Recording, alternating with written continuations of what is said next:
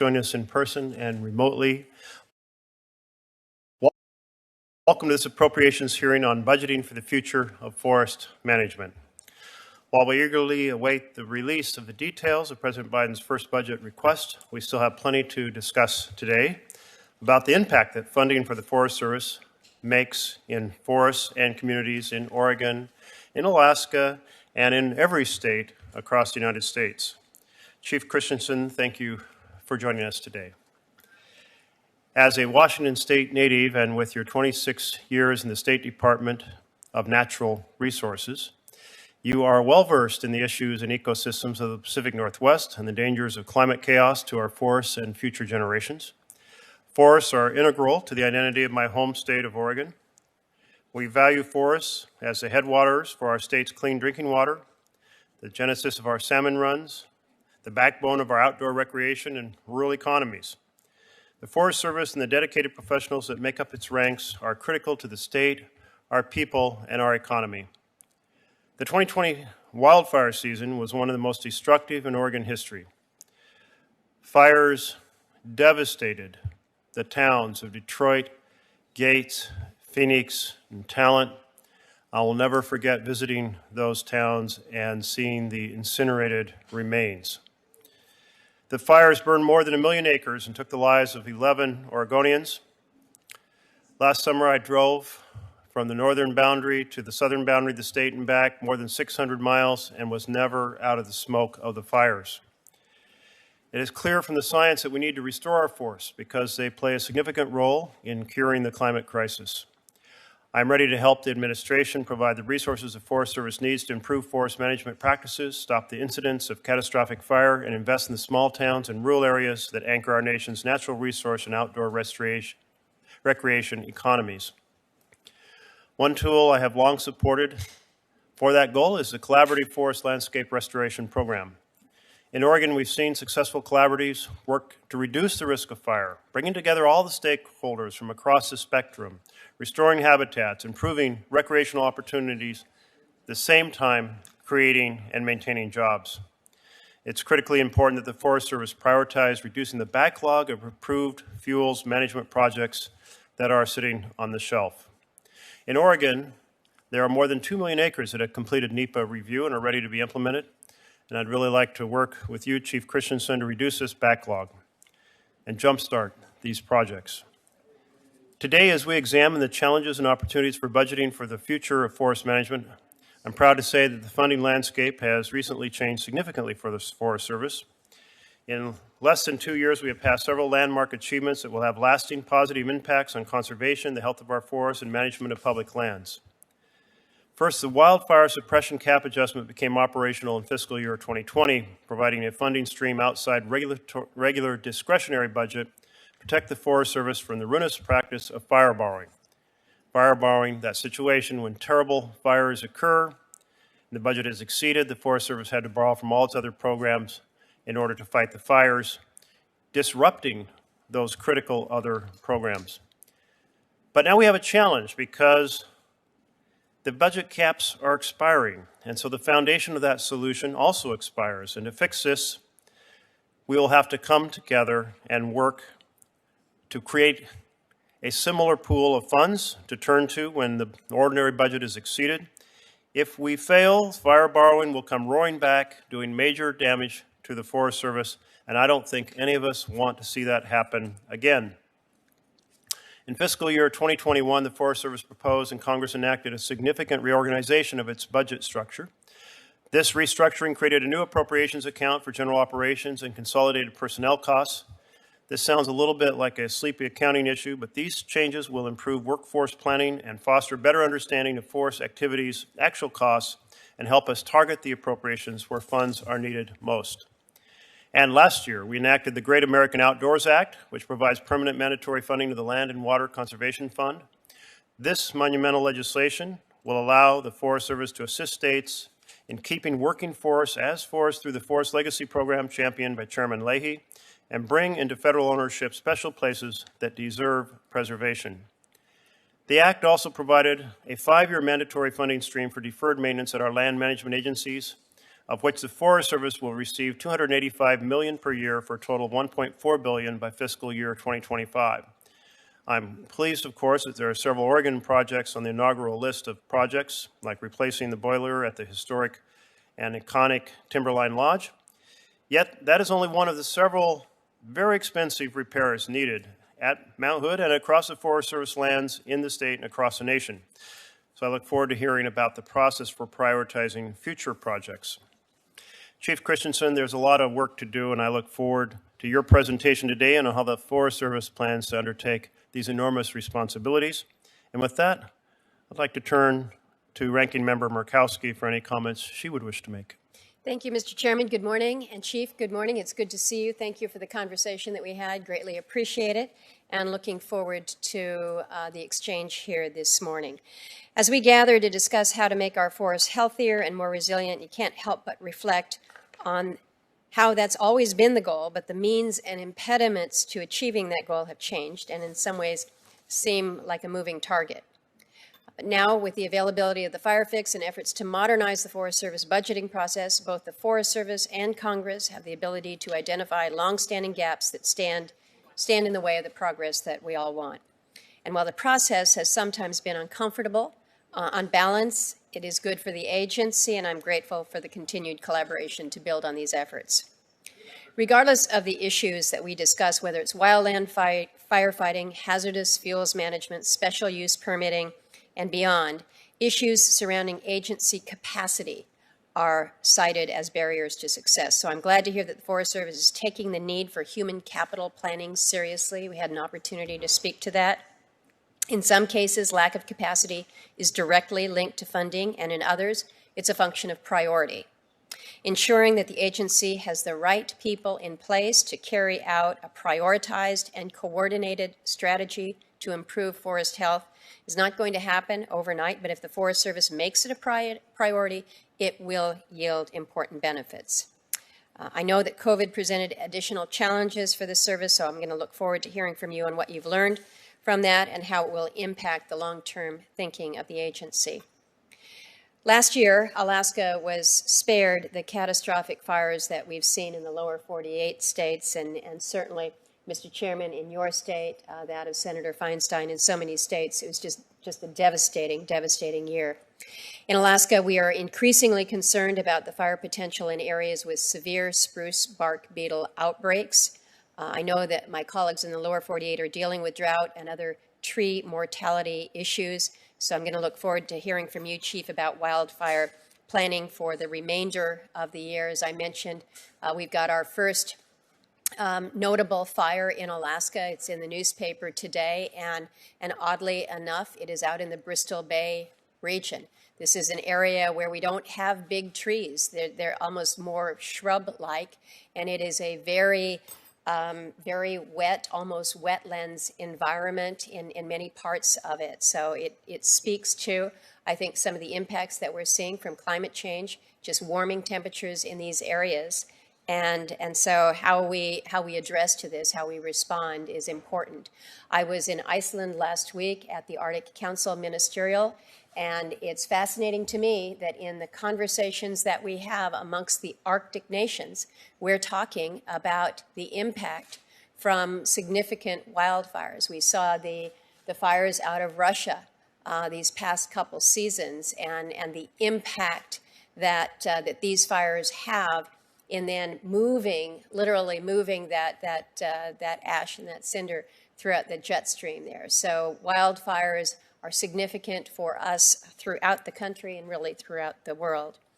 It's no secret that the Forest Service plays an outsized role in Southeast Alaska's economy. Chief, I know that you are very aware of the complexities associated with activities in the Tongas, and I know that this administration is taking a different approach in the Tongas than the previous one. I am disappointed that rather than building on all of the good work done over the past few years to evaluate the impact of the roadless rule on the Tongas and the Tongas-dependent communities, that the administration has kind of hit the pause button on all of this. And this is disheartening to those who are involved with timber harvest. The timber program transition from old to young growth timber in the forest is one that has been underway. It hasn't been easy for a lot of folks to accept, but many who have were hopeful. But they're losing faith as the old growth bridge that was promised has failed to materialize. Those that took a leap of faith and invested early in the transition have also been disappointed by the service's lack of action, and we had an opportunity to speak about the other issues as they relate to tariffs and the impact that that has had. As you know, the roadless rule in the Tongas is not just about timber. The roadless rule has been the single largest impediment to economic access in Southeast because it affects all sectors of the economy, including mining, renewable energy, and recreation and tourism. We don't have to choose between a healthy forest and a healthy economy in Southeast. So I'm certain that in a nearly 17 million acre forest, we can find a way to have both. So I would hope that we can work together. You'll work with me to provide some kind of relief to the folks in Southeast.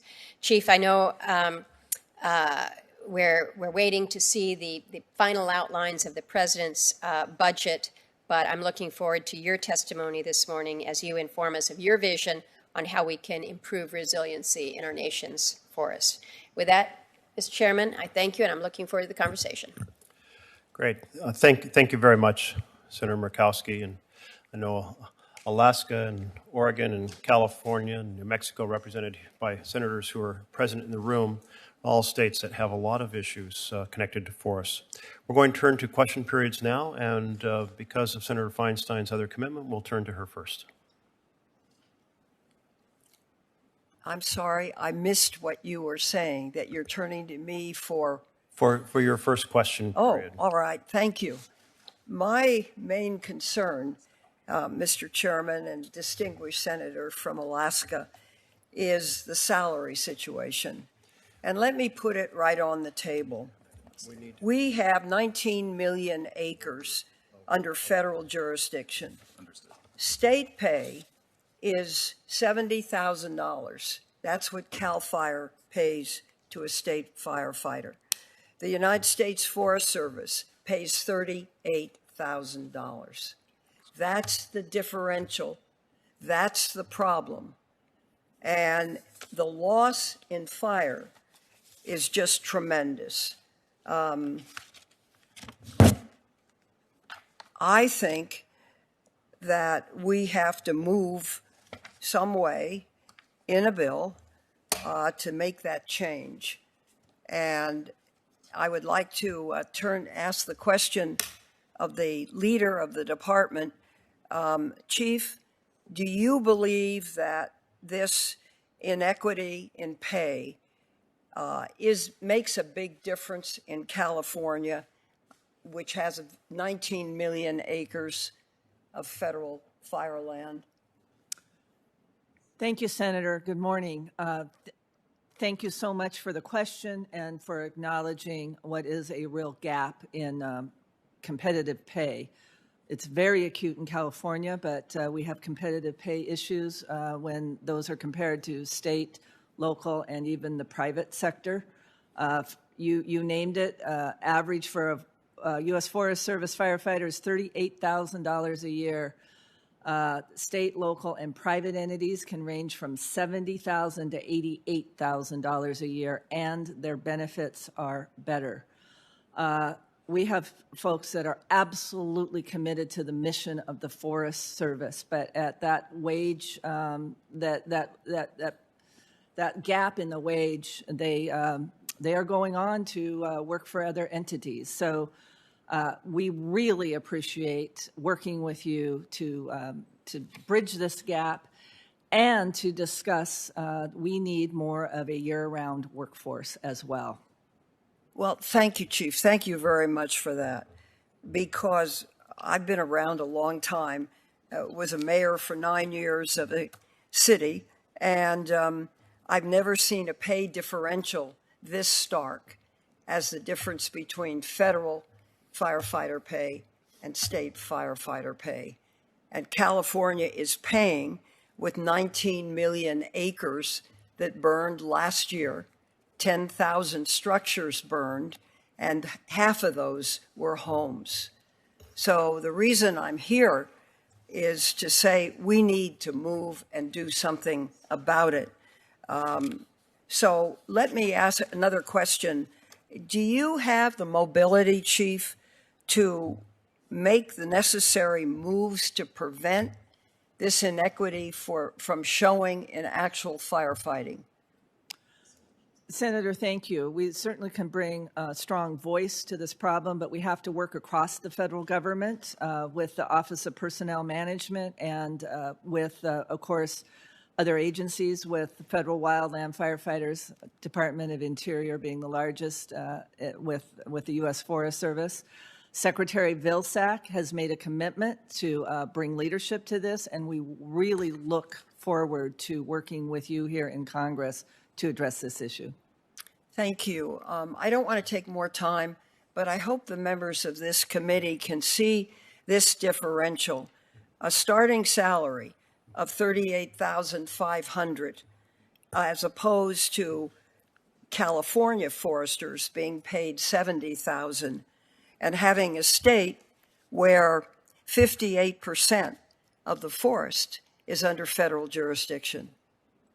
That's the situation. Those are the actual numbers. So it's a real problem. And I would hope the committee would work with me and others and try to solve it. Thank you very much, Senator, for making that important point. And we will now turn to opening statement for Chief Christiansen. Chairman Merkley and Ranking Member Murkowski and members of the committee, thanks for the invitation. Today, I will highlight the work we're doing to serve the American people and steward the nation's forests. I'll share how this work lines up with the new administration's highest priorities. Specifically, I will detail how the Forest Service is backing the effort to end the COVID pandemic. I'll share our resolve to employ science to tackle climate change, fight wildfires, and sustain productive, resilient forests. We are also doing our part to spur job growth, boost economies, and rebuild infrastructure. Lastly, I will touch on our staunch commitment to advance racial equity as we create an inclusive workplace where every employee feels respected and valued. Controlling the COVID-19 pandemic, I'm proud to say last year, despite the pandemic as well as historic natural disasters, the Forest Service rose to the challenge. We hosted 200% more visitors on the national forests as they sought respite from the surge of the pandemic. In the last 4 months, the Forest Service played a sizable role in helping USDA administer well over 2 million COVID vaccines across the U.S. But the long-term challenge we must confront is the crisis facing America's forests and grasslands. The crisis results from a changing climate. It induces severe wildfires, droughts, insects, disease, and invasive species infestations. And the severity and the frequency of our wildfires is increasing, significantly impacting our nation's forests at an unprecedented rate and destroying homes and businesses. The 2020 fire year became a call to action. We saw the most acres burned on the Forest Service lands since the Big Burn of 1910. In many places, forests will not come back on their own, which impacts the potential for carbon storage and limits the land's capacity to further mitigate climate change. Despite the pandemic, the Forest Service sustained our hazardous fuels reduction work, but we know it's not enough. We need a paradigm shift. Under the President's Jobs Plan, President Biden is calling on Congress to significantly invest in protection from extreme wildfire. After confronting record wildfires last year, we expect another long and arduous fire year in 21. We are prepared, but we remain deeply concerned about the welfare and the pay of our thousands of firefighters. We're grateful for your help in finding solutions that address pay equity, fatigue, and the mental well-being of our firefighters. Just this Monday, a Forest Service firefighter was seriously injured in New Mexico. He is a smoke jumper from Montana, and this demonstrates the seriousness of this business. Our thoughts and prayers are with him and his family, as I know yours are as well. You know, our infrastructure needs are pressing, as are the economic needs of Americans. When we improve the infrastructure of the national forests by upgrading roads, trails, and recreation sites, it spurs job growth and boosts economies. Thanks to the Great America Outdoor Act, we expect to create an additional 4,400 jobs and contribute an estimated $420 million to the GDP annually. And I understand the expectations that come with the fire funding fix, which went into effect this fiscal year, or fiscal year 20. And I want to assure you that the Forest Service remains a good investment. We understand congressional expectations for increasing accountability and oversight of fire spending. And during fiscal year 21, we did transition to the new budget structure that helps us increase the transparency of our spending. National forests and grasslands belong to every American. There should be equal access, and every American must feel a personal invitation and a connection to their lands. Every American deserves to have a motivated workforce that reflects our values, provides exemplary service, and mirrors our population. We are committed to both, starting in our own house. The Forest Service continues to work hard to end harassment, manage conflict, and create a work environment where every employee feels safe, valued, respected, and has a sense of belonging. Thank you so much. I look forward to your questions. We'll now turn to questions from Senator Murkowski. Thank you, Mr. Chairman. And Chief, thank you. Thank you for your comments. I want to start my questions in this first round with some more parochial issues, some of which you and I had an opportunity to discuss this week. But as I mentioned to you, the roadless rule has had an impact on our ability to do more in the Tongas area. We had great news at the beginning of the week when President Biden signed into law the Alaska Tourism Restoration Act that will allow us to get some tourists back up into the state through Southeast. That's going to be very, very helpful. But when the tourists come, they want to be able to access the opportunities that we have there in the Tongas. All of Southeast is part of the Tongas National Forest. And so the issue of special use permits. Last year with COVID, we just didn't see the visitors, so we didn't have that need to really handle many of the use permits. So if you can explain or provide to me this morning what the Forest Service is doing to prepare for visitors to both the Tongas and the Chugach National Forest this summer.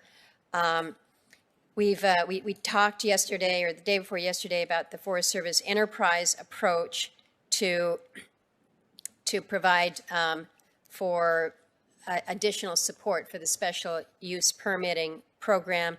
You've made it through some of the backlog, but what else do we have to do to address the matter of special use permits?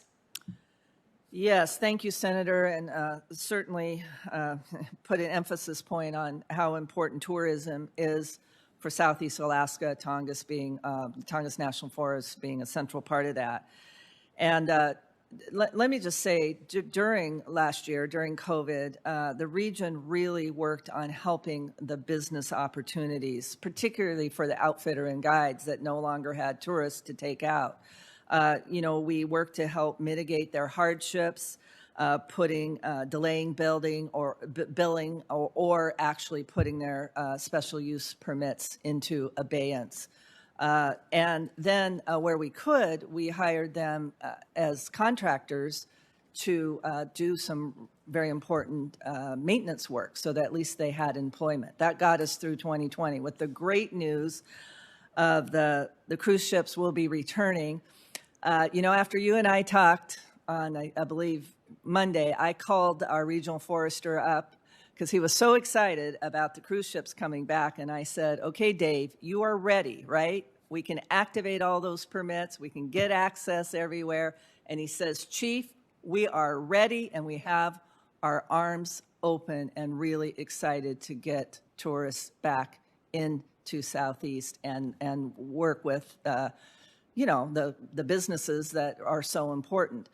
In regards to our special use permitting, yes, our workforce planning is really pointing to our need to have surge capacity where we have special emphasis. And an example of that is we have an enterprise program that we can deploy to any of our regions for special needs. And in the Chugach, and particularly, there's several needs there on being more responsive, as well as being more efficient with how we do our special use permits. So there's some enterprise team resources on the Chugach. In March, we issued 3 Heli-Skiing special use permits that had been long worked on and will add extra capacity. Overall, we have reduced the backlog of our special use permits by over 40%. We're putting a new system in place where we'll be able to map all these special use permits spatially and provide more electronic services for those vendors that so want to choose to work electronically in the special use permits. Those are just a few of the top lines of what we're doing. Good. Let me ask, in the short time I have remaining, we discussed a little bit before the hearing here, the spruce bark beetle infestation that we have in Alaska. It's in other parts of the country, and a real concern as we're thinking about the impact of fire and the spread, the greater risk for wildland fire.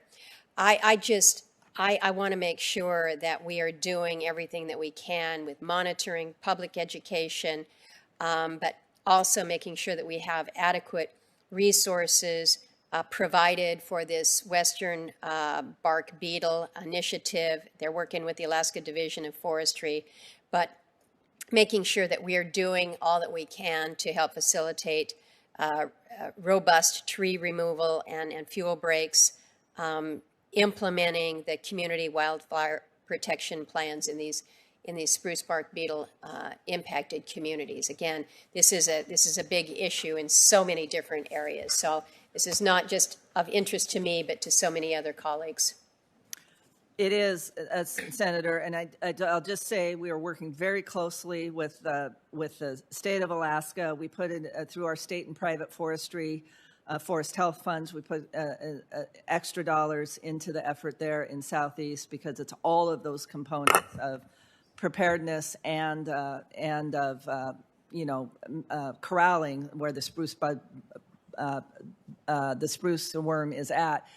And our science is playing a critical role in helping develop pheromones that can attract the beetle into one place for more easier treatment. So there's a lot going on, and we have several good neighbor agreements as well, so we're working across boundaries there. Okay. You mentioned Southeast. I don't think that we've got the spruce bark beetle in Southeast. No, I misspoke. Yeah. Thank you for correcting me. Yeah. I was going to say, please. No, please it's not. Keep it out of the Tongas. It's not.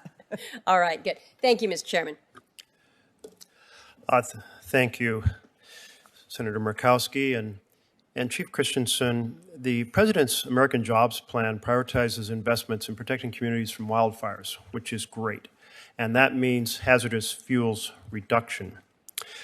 The Fiscal Year 21 Interior Bill directed you to provide Congress an estimate of the federal investment required to treat and restore federal and non-federal acres classified as high risk for wildfire. How are we doing on getting that report to Congress? Yes, thank you, Senator Merkley. The fire hazard potential report you're referring to, and that's with Department of Interior. The report is in its final clearance, and it really has activated our collective science on this paradigm shift of what we really have to do to strategically treat at least 2 to 4 times more than what we do now. If we're going to, we have a scale mismatch, and we have to match the treatments for the needs on the landscape. So you will be seeing it very soon after it makes it out of clearance.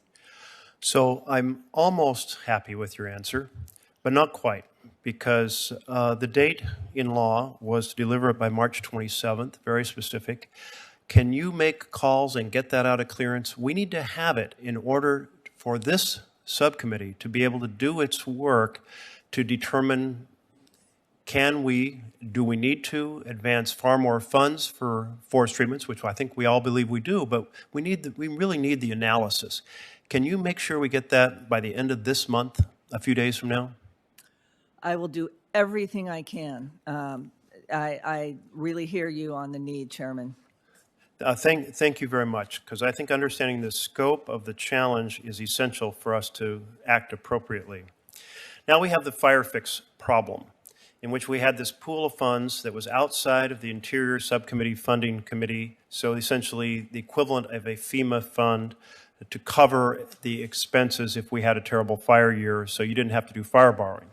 Now, because the Budget Control Act has expired for FY22, we have the situation where we no longer have the underlying foundation on which that fix existed. So have you already connected to the Secretary of the Interior and OMB about the importance of reestablishing the fire fix by having an appropriate fire emergency fund? Yes, Senator, I will say affirmatively, but I just need to emphasize the importance of the fix. So you said it froze the rising 10-year average for our for covering suppression from our regular budget, and it prevented the fire borrowing. Those are huge and really important. The USDA and OMB are aware of this situation as well. Great. Well, I'm happy to engage in conference calls or anything else to make sure that this is understood, because we cannot fail in order to support your agency, for the Forest Service. We cannot fail to end fire borrowing and let that return to be the norm in fiscal year 22. Turning to collaborative forest landscape restoration, CFLR projects, we have 4 of them in Oregon. They're incredibly effective at bringing people together across the spectrum, from the timber side to the environmental side, work out prescriptions for the forest, for thinning and for treatments, making the forest more fire resilient, producing saw logs, producing jobs. Well, that's my opinion. What's your opinion? The CFLR program, is it working? It is very much working. It has outsized itself in the results for the investments. You know, there's 11% treatable national forest acres, and just 9% of the agency's spending went to CFLRP, and with that 11% of the funding, 19% of the agency's total hazardous fuels were accomplished through CFLRP, 15% of our timber volume, and 15% of our habitat enhancement was accomplished. So given it's so successful, we've already authorized doubling the size of the program. I think it's time we try to fund the doubling of the size to 80 million. My understanding is we currently have 24 projects across the country. We double the funding. Can we get to 48 projects? I think there are plenty of candidates being submitted. There are very much. Great. Look forward to working with you on that. And when we do this work in the forests, we have had a challenge in which the Forest Service has not been completely transparent about its contracting process and the role of domestic American workers versus crews brought in from out of country. This was an issue that came up in 2009 when Senator Wyden and I and others pushed for a big increase in funding for hazardous fuels reductions. And the contracting process was one in which crews were recruited out of state, required out of country, required foreign languages, never consulted with the 5,000 people who were on the list who wanted to do this work inside Oregon. We need to make sure that H-2B is a backup for workers when Americans are not ready to fill these jobs. Can we get full transparency from the Forest Service on this issue? Yes, sir. we are happy to work with you on this, and we're already providing information. I'm really drilling into the implementation of the Great America's Outdoors Act.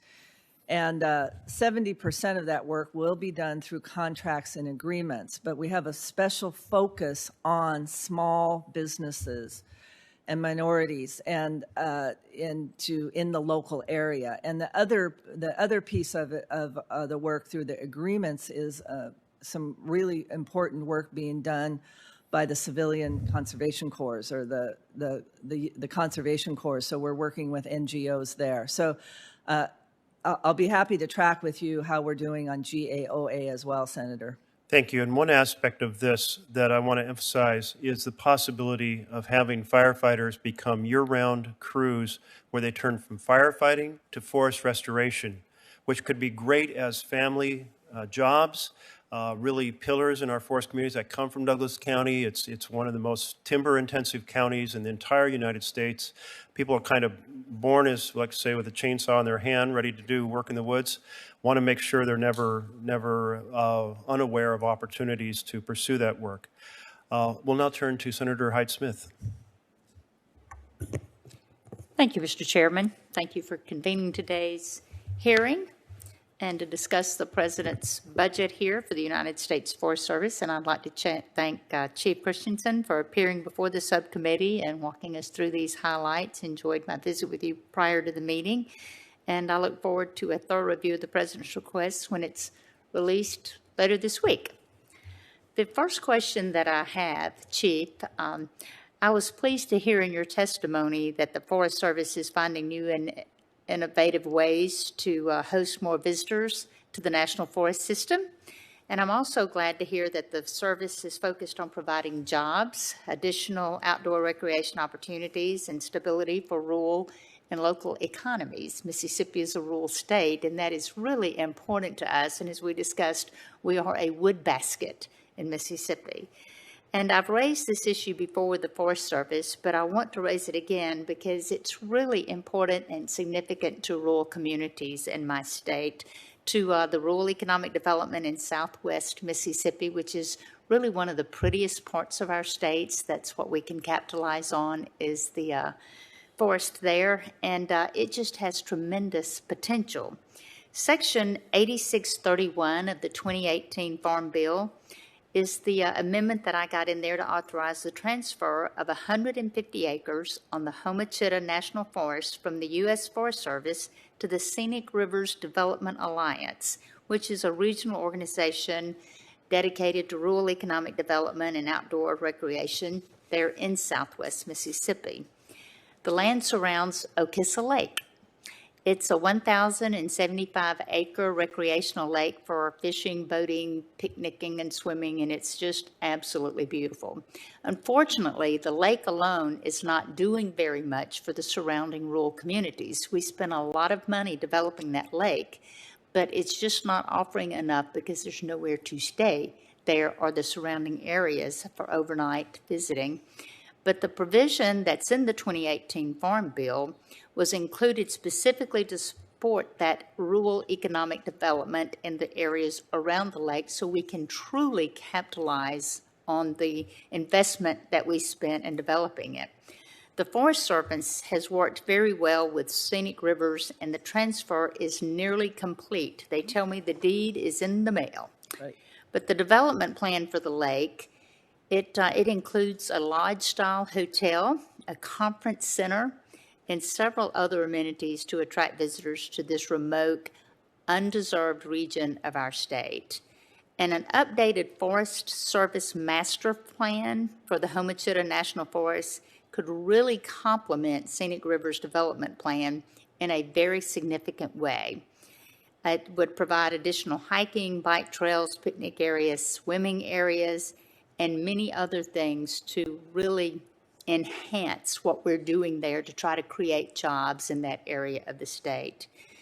And it's just kind of been an issue of getting them to really get engaged on giving us this plan. So my question is, should Congress provide additional funding and direction in fiscal year 2022 for the Forest Service to update and improve its master plan for the Homochitto National Forest, will you help to ensure the Forest Service works closely with Scenic Rivers Development Alliance to ensure the maximum benefits from this rural economic development project that everybody in Mississippi is excited about? But we really do need your help in getting that plan. Thank you, Senator, and thank you for describing that very special place in Mississippi. I understand it's really a fisherman's paradise, and I'm a fisher person, so I want to go there. Yes, and thank you for recognizing the limited resources on our capability. We will be happy to work with you at the will of Congress. We will certainly engage in how we can help with the economic development there. I think we all know that we have a backlog of $5.9 billion of our current infrastructure, and of course, Great American Outdoors Act at $285 million a year for the next 5 years will go a long way. That's where we're really focusing on the job creation, but doing a master plan, working across boundaries for a special place in the forest in southwest Mississippi. We will certainly do everything that we can with the right resources. Thank you. I so much appreciate that. My second question, since I have some time left, is, as we discussed, Mississippi has 19.7 million acres of forest land, and in a pretty small state, less than 3 million people, we have 125,000 forest landowners. Mm-hmm. In good years, forest-related economic activity in Mississippi can generate 60,000 jobs and nearly $3 billion in income. And like many other states, production was down in Mississippi in 2020 for obvious reasons. And the fiscal year 2021 Omnibus and COVID Relief and Responsive Act enacted last December provides $200 million for the Secretary of Agriculture to provide relief to timber harvesting and timber hauling businesses that experienced revenue losses during the pandemic, which was very significant. And I was a strong supporter of this provision, and I'm really pleased that the timber industry is now actually eligible for this relief. Can you give us the status of the implementation of this provision, and how has the Forest Service been working with USDA Farm Service Agency to ensure that we can get relief to timber harvesting and hauling businesses as quickly as possible? Thank you, Senator. USDA writ large, we take this very serious to get this relief out, and we don't advise on annual crops very much, but when it comes to forests and the timber sector, the Farm Service Agency has reached out to us, and we have a strike team, quite frankly. We're the subject matter experts working with FSA because the vehicle is through their processes, of course, to allocate all of the recovery across the ag sector, but very much inclusive of the forest, of the needs in the forest sector as well. It will be sometime mid to late summer that those monies will be available, as I understand it. But we will keep your office updated if that changes. Thank you very much, and I really look forward to working with you. Thank you. Thank you, Senator. Senator Heinrich. Thank you, Chairman. Chief, welcome. Thank you. Across the West, balancing the multiple use mandate of the Forest Service can be very challenging. And one of the places we've seen this in the Southwest is where we have occasionally had livestock wildlife conflicts, particularly with bighorn sheep, native cutthroat trout, and endangered Mexican gray wolves. And one of the tools to resolve wildlife livestock conflicts that has been successful in a very limited number of cases, but quite successful, is the voluntary retirement of grazing allotment permits. And it's provided quite a bit of economic certainty to individual producers. I've heard from several livestock producers in New Mexico who would like to retire their permits and also very much want to keep their family's base property because so many family memories are tied up in those places.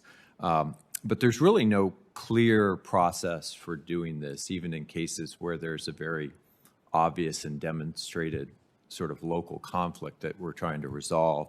So can you explain why there's not a clear administrative procedure for the Forest Service to accept and retire grazing allotments at the request of the permit holder as a way to resolve some of these long-term resource conflicts?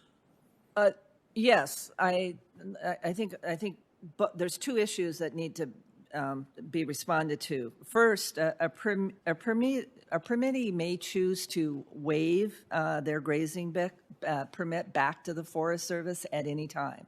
That's there's no prohibition on that.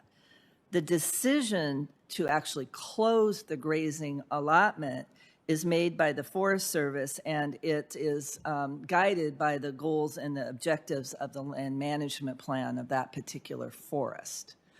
But then you mention, different conflicts, so that would be a part of the decision evaluation that the Forest Service would make. I think this is a place that warrants additional focus, and particularly the idea of making sure that families can keep their base properties as well as part of the process of resolving some of these conflicts. And certainly I look forward to working with you on this. Be glad to do that. Yes, pursue thank some you. of these. You heard a lot about CFLRP. And, one of the challenges we have, we all recognize how many acres of forest need to be treated right now, both with hazardous fuels and more broadly towards a goal of restoration. And in New Mexico, we have a large backlog of already NEPA-ready permitted projects where the backlog is not delays because of environmental permits, NEPA processing, or lawsuits, just because we have not adequately funded these projects and because of staff constraints. So I wanted to get your thoughts on the need for increasing the scale of some of these programs that we know work, and that all of us, if you listen to, Republicans and Democrats from the West on these issues, we know we need to do more. So it is the biggest solution available to us just scaling up those existing programs like CFRP? Thank you, Senator. I could, yes, and those CFLRP, good neighbor agreements, stewardship contracting, they're all really important tools and to leverage in the right place. And we have to look at the whole landscape, and we use what we do best at, right? The states have some resources; they're good at some things. The Forest Service might be good at some other things. The tribes bring incredible traditional knowledge, and we need to work on the whole mix on the landscape, and all those tools are important. And the state forest action plans, and the New Mexico has just completed their state forest action plan, and it calls for significant increase. But it's not just an increase; it's strategically placing those treatments. We have our scientists have mapped the fire sheds across the whole country. We know where the highest priority fire sheds are that transmit the most fire.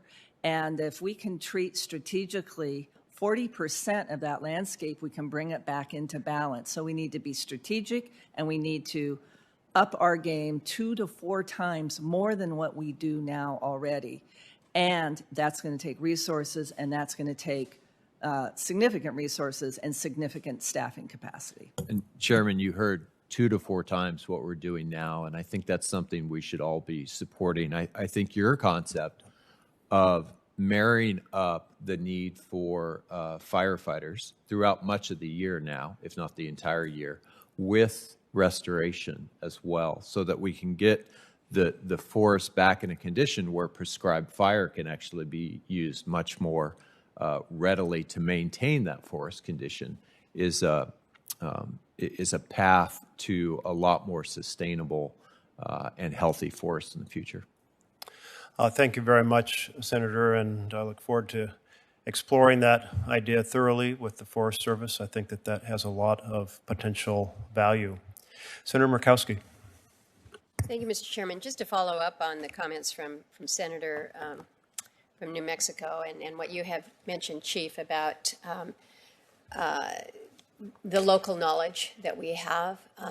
Again, I mentioned my time in Iceland last week, and in the conversation about wildfires in the Arctic, good discussion with some of the permanent participants. These are the indigenous peoples from different parts of the Arctic, and there's a working group that is focused on wildland fires that the permanent participants are involved with, but a discussion about how, not necessarily applicable to New Mexico, but how you can safely do prescribed burns not in the summer, but in the spring, where you still have protective layers of snow, or the roots of the trees are still frozen, and so you can do some pretty impressive management without the risk. But these are ways of management that have been in practice for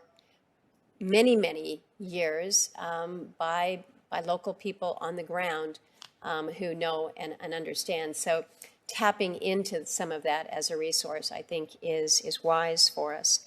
I wanted to ask about pre-commercial thinning and recognizing the value that we certainly see for healthy forests and for wildlife habitat, as well as to grow the economic timber stands.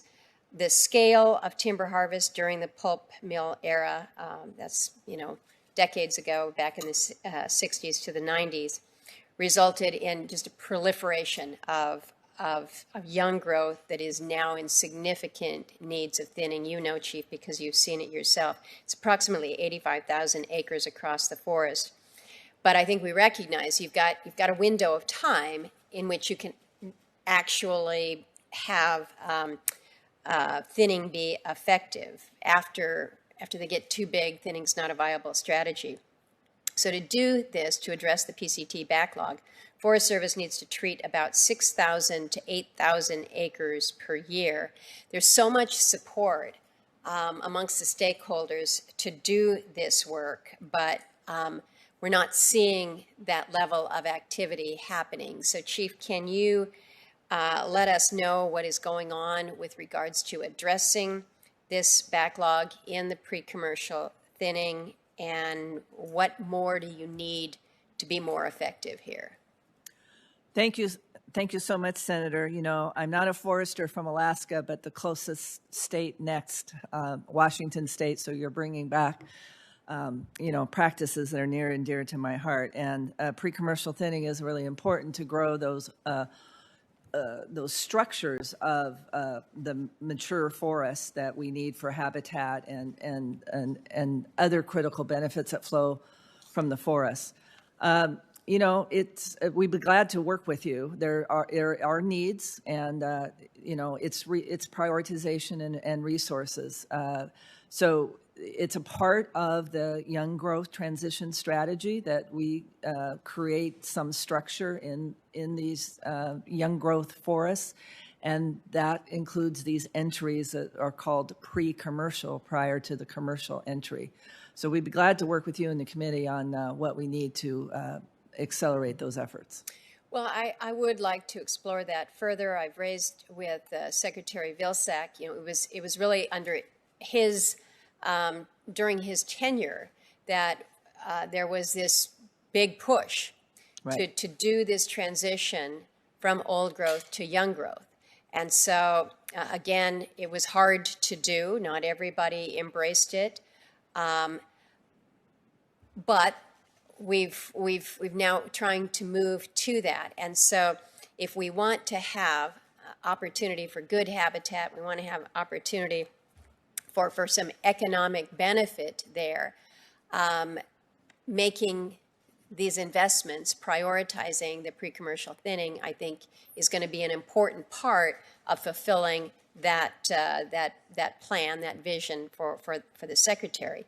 I raised with him, as I raised with you, the concern that we're seeing right now from the Chinese tariffs on the spruce and hemlock coming out of Southeast. Those who made the investment to move to young growth at considerable expense to them developed and created that market over in China, and then they get hit with these Chinese tariffs that have literally crippled the efforts that they had made with regards to any form of a timber industry there. So I raised with you this week the possibility of perhaps COVID,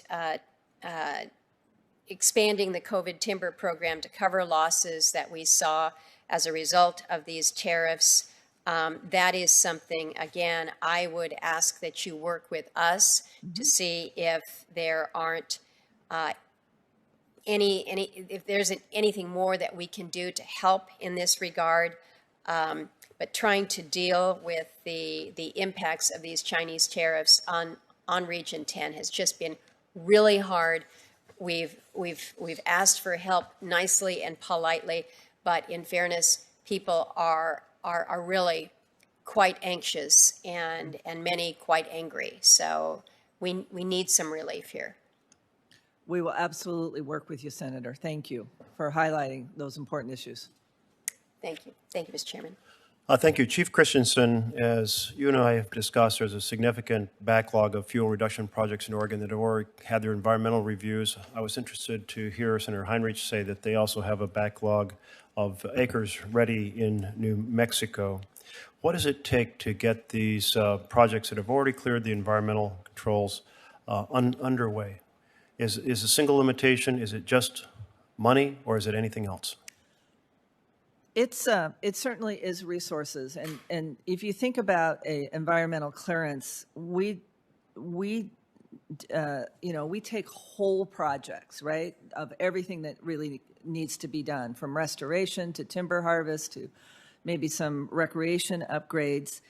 And some of those activities, such as timber sales, we can begin immediately, while others we don't have the resources, the money, or the service contracts that are needed, and that takes resources in place. So as a result, we have to be opportunistic about doing the right resources and the right match for these projects. So we are leveraging a lot more work on the ground through our good neighbor agreements, through stewardship contracting. I'm going to have you shorten it a little bit there. Okay. I think your answer was essentially, yes, it's funds. It's funds, but there's always things we can do to improve how we get work done on the ground.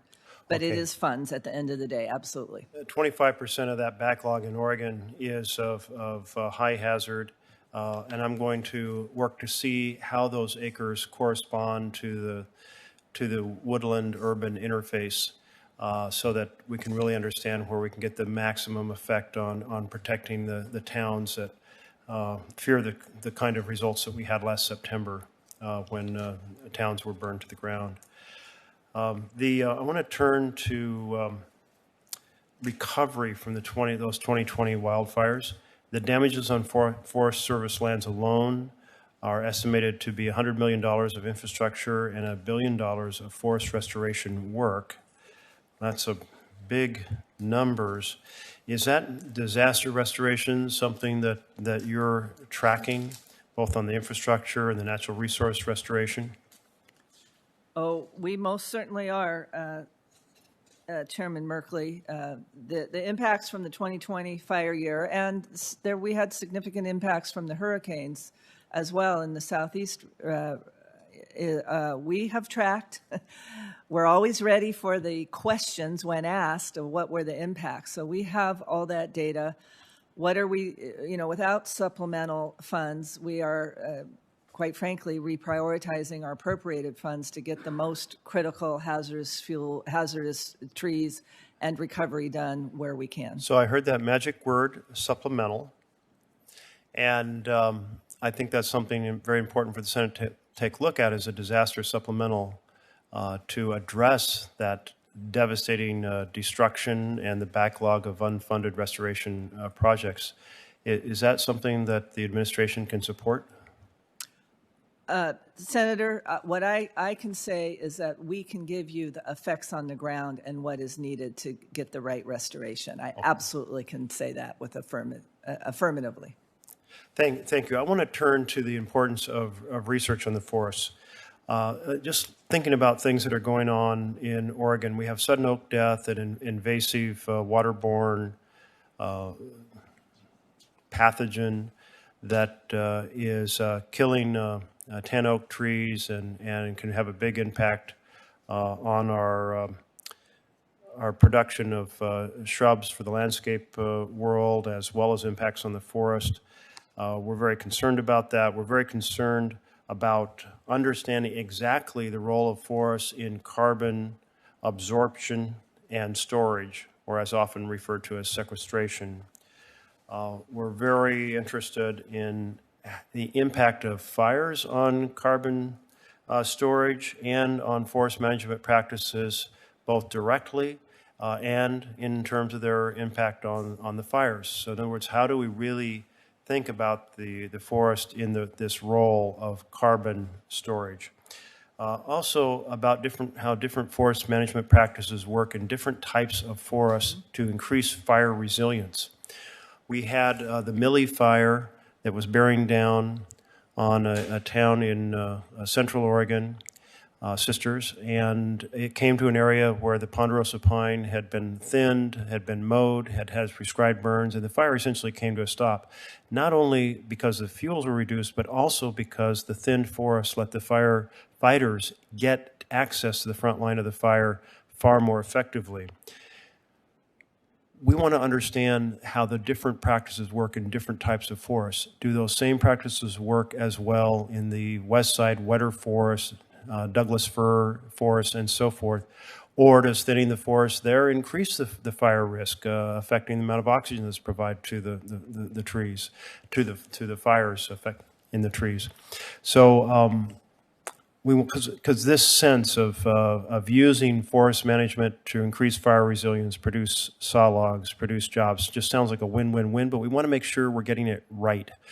And we also want to understand the role of mass timber products in sequestration of carbon and how in replacing concrete and steel in 4 to 14-story buildings, we can create a great market for our lumber products, but also do something that sounds like it could be very environmentally valuable as well, given the difference between the carbon impacts of steel and concrete versus mass timber. And we do have, it was exciting to me to visit the first cross-laminated timber mill in Riddle, Oregon, just south of Myrtle Creek where I was born. The D.R. Johnson company put together a handmade press, and Riddle was where my father was a millwright when I was born, so it seemed like particularly closing a loop. But we also have a very sophisticated, almost science fiction automated mass plywood mill. So there's many options in this mass timber role for engineered products.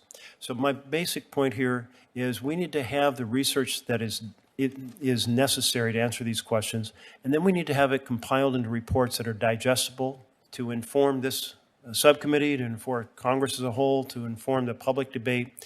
Can we work with you to make sure the research is being targeted to these types of questions that are important? There's other important questions, of course, in different parts of the country, but then that we get the type of reports that will really help inform our discussion.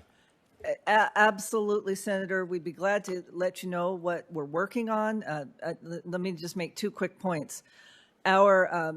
Our research stations, the Pacific Northwest Research Station and the Pacific Southwest, where we saw so much fire across Oregon and California in particular, it's in the don't waste a crisis. What can we learn from these west side forests compared to the forest in the Sierra Nevadas and the whole spectrum? It's not a one-size-fits-all answer, and working with our universities and other collaborators are really putting together a package of what the key questions are.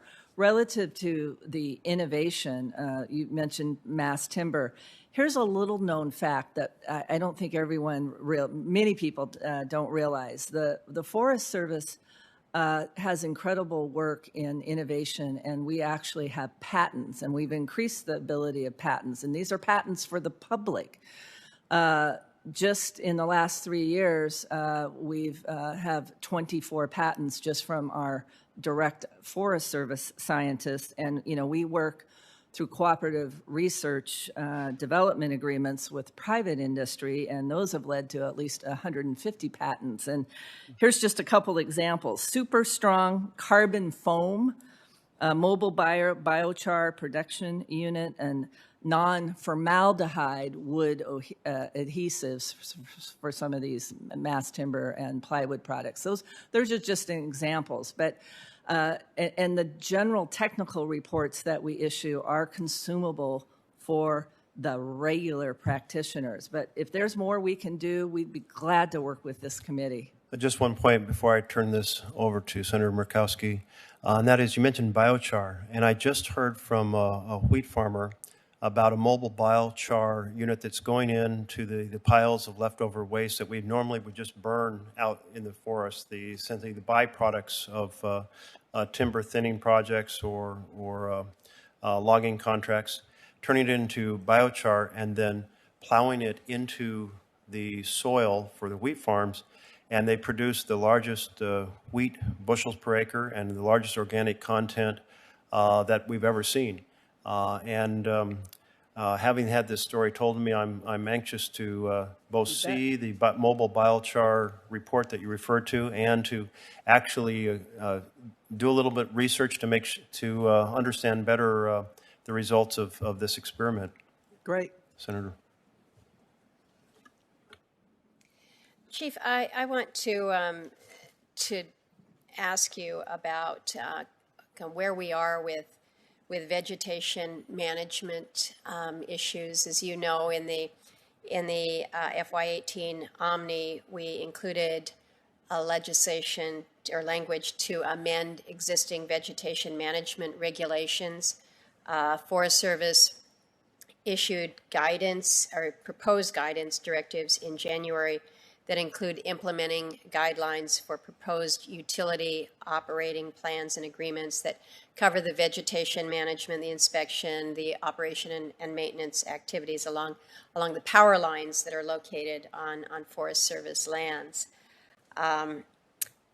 So the question to you this morning is how is Forest Service collaborating with utilities in terms of developing an efficient process for reviewing and approving the plans? And more specific to that, I worry about our smaller utilities. As you know, in Alaska, they're really pretty local co-ops. We don't want them to be left behind when it comes to taking advantage of the authorities to reduce the wildfire risk by managing the vegetation in the rights of way. So if you can speak to what's going on in working with the utilities, and then also the level of coordination that Forest Service is participating in with the Bureau of Land Management to ensure that we've got compliance that's consistent across our federal agencies. Thank you for that question, and I'm really pleased to say we've made significant progress. We have a very collaborative relationship working across the utility sectors, because it's not a one-size-fits-all. There's the public, the rural cooperatives, and in fact, I personally participate in their highest level roundtables every quarter, because we want to make sure that when the leaders speak, that we're having the actions of this work that we're doing together on the ground. We did take some time to make sure we could bring, as you said, the Department of Interior, primarily BLM, and the Forest Service, that we could, have alignment so folks didn't have to do two different sets of interpretations, if you will. And then and the practices and the learning of how we have these master operating agreements. And someplace like Alaska, maybe you might just work on one forest, but in utilities in California, 18 national forests, some of these very linear projects might go through, and to have to work with 18 different forests is not easy work. So one master agreement that then they keep the local relationships about, what they're doing for the utility, the hazard tree removals and whatnot. That's working really well. We've learned a lot. We're adopting those practices in other places, and as well as in the Department of Interior. And then we're doing joint, now they're webinars, which actually can turn out better.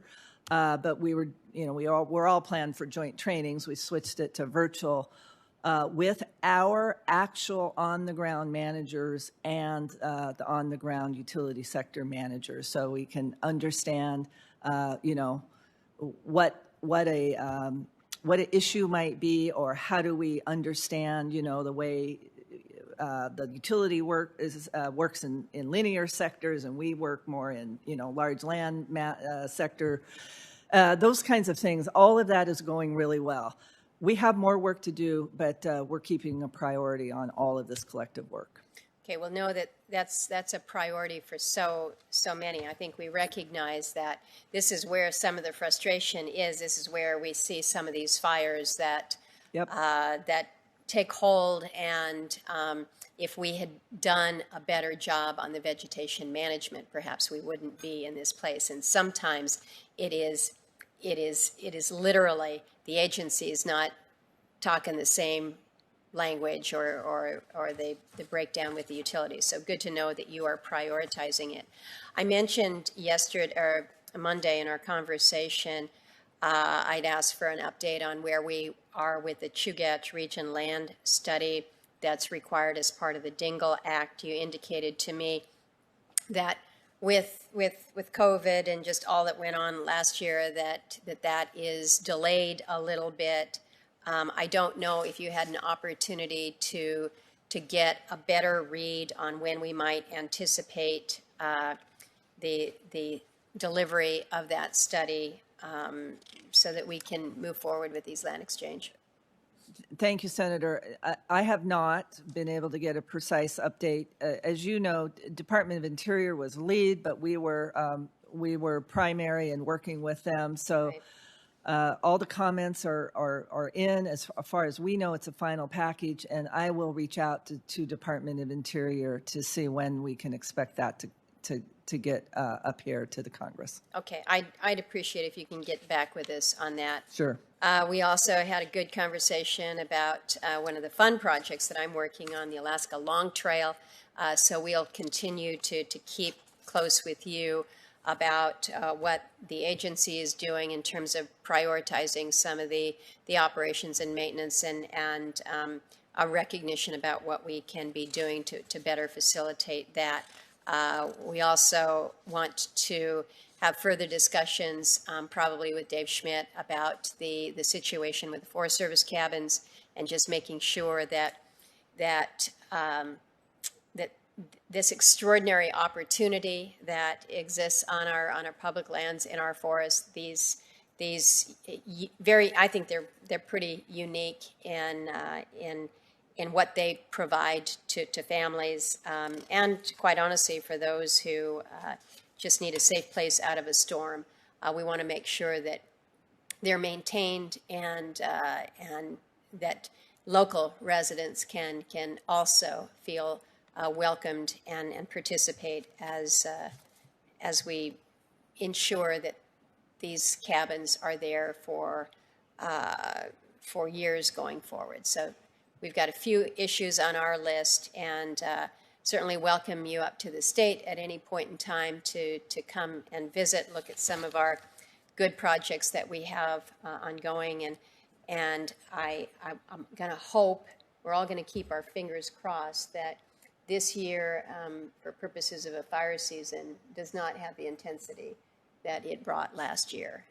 But give our thanks to the men and women who get out there, go into the fire to provide for protection of life and safety. We appreciate the workers and all that they do. Thank you, Mr. Chairman. Thank you, Senator. I will, and thank you for the touch back with our great employees. Thank you, Chief Christiansen. There's hundreds of miles of old timber roads in our national forests that often are eroding and creating silt in the streams, which really affects our salmon runs. And so there is the Legacy Roads and Trails Remediation Program. Do you have I think you're probably very familiar with this from your work in Washington State. You bet I am. Mary and I, my wife and I, have really enjoyed just setting out on timber roads to explore and not knowing where they'll lead or what we'll see. And sometimes we ended up on roads that are incredibly eroded so that they're no longer passable even with four-wheel drive. So I just want to draw attention to the importance of continuing the work when these roads are doing damage to the streams. Yes, we totally agree, Senator. Thank you. The Civilian Conservation Corps, the Job Corps mission, ties into the President's plan for a $10 billion investment in a Civilian Climate Corps to mobilize the next generation of conservation and resilience workers. This Job Corps, Civilian Conservation Corps, the existing programs, which I'm a strong supporter of, is a model that can play a significant role in guiding the development of the new Climate Corps. I'm sure we're all going to be confused by the two CCCs into the future. Are you participating, or is your leadership team participating in discussions with administration on how to develop this new Climate Conservation Corps or Civilian Climate Corps? Yes, it does get a little confusing, Chairman. Yes, we are working very closely with the administration because Forest Service has a unique expertise and history and leadership with these civilian conservation corps dating all the way back to the original CCCs, which now we are a part of the Job Corps network and operate 24 Job Corps that are the Civilian Conservation Corps, and then now the 21st Century Conservation Corps. And the Climate Conservation Corps would be additive to the great work that already is done. And it would bring more diverse Corps members that would gain these conservation skills and be conservation leaders and have employment opportunities for the future. And we'll just be able to expand and grow to do more resilience-related projects, including in our urban areas. And is it the case that these CCC projects, both the existing and the proposed, and so let me just speak to the existing, play a significant role in giving a lot of youth a second chance to get their feet on the ground, often finding that they've lost a sense of purpose or mission, and joining a corps gives them structure and purpose that can really put lives back on track? You said it spot on, Senator. There's some highlights of this work that I do and get to the honor to serve as chief. And when I get to connect with those kids that now have a passion and have something that they care about, it's the best part of this work. Well, I really look forward to working with the subcommittee and with you all to see this vision move to reality of the new Civilian Climate Corps. Great. I appreciate that. We look forward to working with you. I'm just going to close with asking a little bit about the budget reforms that I spoke to in my opening statement, which whenever this sort of thing occurs, it requires significant restructuring efforts. It's a test of leadership. And do you feel like the process is well underway in the Forest Service to implement those budget reforms? Senator, I'm going to say yes.